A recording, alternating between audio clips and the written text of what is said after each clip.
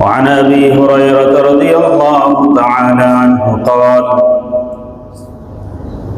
قال رسول الله صلى الله عليه وسلم كانت بنو إسرائيل تسوسهم الأنبياء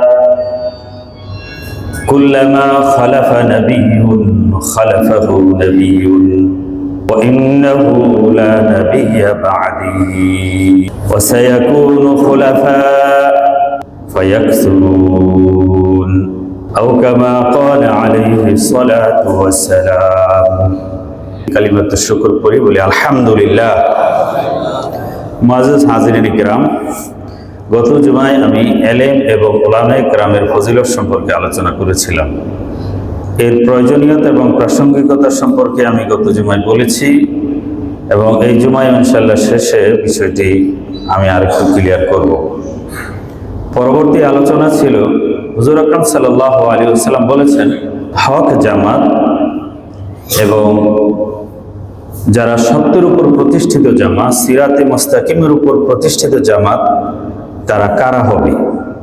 এর পরিচয় রাসূল সাল্লাল্লাহু আলাইহি ওয়াসাল্লাম বলেছেন, মা আনা আলাইহি ওয়া আসহাবি, আমি এবং আমার সাহাবায়ে কেরাম যেই আকীদা বিশ্বাস, যেই আমল, যেই তুর ও তরিকার উপর প্রতিষ্ঠিত, পৃথিবীতে যারা যেই যুগে যেই সময়ে এই আকীদা বিশ্বাস ও আমলের উপর প্রতিষ্ঠিত থাকবে, তারাই হবে সিরাতে মুস্তাকিমের জামাত, তারাই হবে হকপন্থী দল, তারাই হবে নাজাতপ্রাপ্ত দল।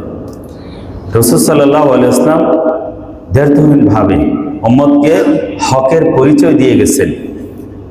বলেছেন, তারাকতু ফীকুম আমরাইন লান তাদিল্লু মা তামাসসাকতুম বিহিমা কিতাবাল্লাহি ওয়া সুন্নাত রাসূলি। আমি তোমাদের কাছে দুটো জিনিস রেখে যাচ্ছি, যতক্ষণ তোমরা ওই দুই জিনিসকে মজবুতভাবে আঁকড়ে থাকবে, লান তাদিল্লু, কখনোই পথভ্রষ্ট হবে না, সিরাতে মুস্তাকিম থেকে বিচ্যুত হবে না। সেই দুই জিনিস হলো কিতাবাল্লাহ ওয়া সুন্নাত রাসূলি, একটি হলো আল্লাহর কিতাব, দ্বিতীয়টি তার রাসূলের সুন্নাহ। এই আল্লাহর কিতাব এবং রাসূলের সুন্নাহকে আঁকড়ে ধরা হক ও হক্কানিয়তের প্রমাণ, দলিল, হকবাহী জামাতের পরিচয়।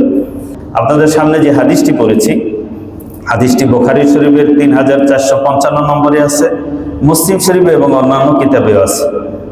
আবু হুরায়রা রাদিয়াল্লাহু তাআলা থেকে বর্ণিত, তিনি বলেন যে রাসূল সাল্লাল্লাহু আলাইহি ওয়াসাল্লাম বলেছেন, কানাত বানু ইসরাঈল তাসুসুহুমুল আম্বিয়া, বনু ইসরাঈলের নেতৃত্ব দিত তাদের নবীগণ। নেতৃত্ব, ধর্মীয় নেতৃত্ব, রাষ্ট্রীয় নেতৃত্ব, সামাজিক নেতৃত্ব, বিচার, সালিশ, দরবার, জেস্তার সবকিছু সর্বযুগেই বনি ইসরাইল নবীরা দিয়েছে। তাসুসুহুমুল আম্বিয়া, তাদের প্রশাসনিক নেতৃত্ব নবীরা দিয়েছেন। কুল্লামা হালাকা নবিয়্যুন খালাফাহু নবিয়্যুন, যখনই কোন নবীর বিদায় হয়ে গেছে, তিরোধান হয়েছে, ইন্তেকাল করেছেন, খালাফাহু নবিয়্যুন, ওই জায়গায় অন্য নবী স্থলাভিষিক্ত হয়েছে। আরেকজন নবী এসেছেন, আরেকজন নবী এসে সেই ধারাবাহিকতা রক্ষা করে চলেছেন। তবে ওয়া ইন্নাহু লা নাবিয়্যা বা'দি, আমি শেষ নবী, আমার পরে আর কোন নবী আসবে না। কোন নবী এসে এই দ্বীনের বিষয়ের নেতৃত্বের জিম্মাদারি গ্রহণ করবে না। এই নেতৃত্ব কারা গ্রহণ করবে? শূন্য মাঠে নবী করিম সাল্লাল্লাহু আলাইহি ওয়াসাল্লাম ফেলে যান নাই। তিনি বলেছেন, আল উলামা ওয়ারাসাতুল আম্বিয়া, আমার পরে দ্বীন, প্রশাসন এবং মানুষের নেতৃত্বের দায়িত্ব থাকবে নবীদের যারা উত্তরসূরি আলেমদের প্রতি। ওয়াসায়াকুনু খুলাফা, আমার পরে অনেক খলিফারা আসবে, ফায়াকসুরুন, তাদের সংখ্যা অনেক হবে। নবী আসবে না, তবে খলিফা আসবে, বাদশা আসবে, এই খেলাফতের ধারাবাহিকতা তাদের মাধ্যমে চলবে।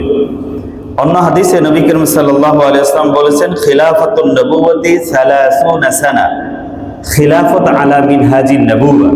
নবী করিম সাল্লাল্লাহু আলাইহি ওয়াসাল্লাম যেভাবে মানুষের বিচার শাসন ব্যবস্থা কায়েম করেছিলেন, হুবহু সেই আদর্শকে অনুসরণ করে 30 বছর পর্যন্ত এই খেলাফতের ধারাবাহিকতা থাকবে। সুম্মা ইউতিল মুলকা আও মুলকাহু মাইয়াশা, এরপরে এই রাজত্ব আল্লাহ পাক যাকে খুশি তাকে দান করবেন। এই ধারাবাহিকতা আবু বকর রাদিয়াল্লাহু তাআলা আনহু, ওমর রাদিয়াল্লাহু তাআলা আনহু, ওসমান রাদিয়াল্লাহু তাআলা আনহু, আলী রাদিয়াল্লাহু তাআলা আনহু এবং হাসান রাদিয়াল্লাহু তাআলা আনহুর 7 মাস 26 দিন, এই 30 বছর পূর্ণ হয় খেলাফত আলা মিনহাজিন নবুওয়াত, অর্থাৎ নবুয়তের পদ্ধতিতে রাষ্ট্র পরিচালন ব্যবস্থা। এরপরে এই ধারাবাহিকতা চলেছে বাদশাদের মাধ্যমে, যেমন উমাইয়া খেলাফত এসেছে 661 হিজরি থেকে 750, 79 বছর পর্যন্ত উমাইয়া রাজবংশের তথা মুয়াবিয়া রাদিয়াল্লাহু তাআলা আনহুর বংশের খেলাফত। এরপরে আসছে আব্বাসী খেলাফত 750 থেকে 1258, 500 বছর খলিফা হারুনুর রশিদ, খলিফা মামুন, এদের যে খেলাফত আব্বাসী খেলাফতটা চলেছে। এরপরে মামলুক বংশের খেলাফত চলেছে 1258 থেকে 1517, 250 বছর। এভাবে ওসমানী খেলাফত, যেটা তুর্কিতে তুরস্ক ইস্তাম্বুল কেন্দ্রিক যে খেলাফত ব্যবস্থা চলেছিল, 1517 থেকে 1924 পর্যন্ত 407 বছর। এই ধারাবাহিকতায় চলেছে পৃথিবীতে খেলাফত ব্যবস্থা। এরপরে আমাদের এই উপমহাদেশের দিকে যদি আমরা তাকাই, এখানে মোগলদের আমলে ছিল সুলতানি আমল। এই সুলতানি আমল 320 বছর চলেছে, 1206 থেকে 1526।